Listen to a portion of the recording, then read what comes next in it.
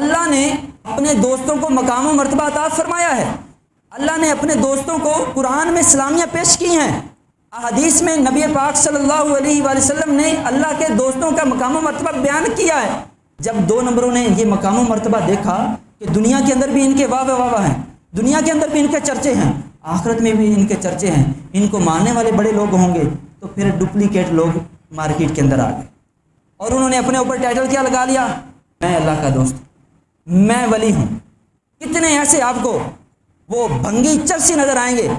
جو اپنے آپ کو کہتے ہیں کہ میں اللہ کا دوست ہوں، میں ولی ہوں، اور ایسے بھنگیوں اور چرسیوں کے فالوورز بھی بڑے جو ان کو کہیں گے کہ میرا فلاں وہ ولی کامل ہے، وہ بڑا پہنچا ہوا ہے۔ اب یہ جو اصلی اور نقلی کی پہچان ہے یہ ہم نے کرنی ہے۔ اولیاء کا مقام اپنی جگہ پر ہے،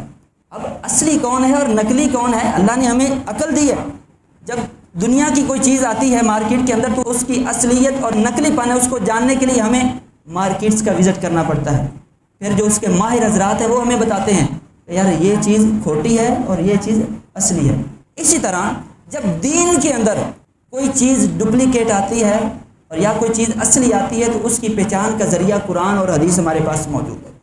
ہم نے کسی کو ولی کا ٹائٹل دیا کہ یہ اللہ کا دوست ہے، کبھی قرآن سے پوچھا کہ اس کے اندر جو اللہ کی دوستی کے اوصاف ہیں پائے بھی جاتے ہیں کہ نہیں پائے جاتے؟ احادیث سے کبھی رہنمائی لی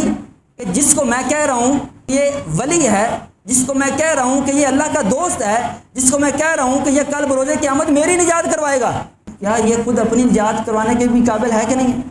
یہ قرآن اور حدیث ہمیں بتائے گا۔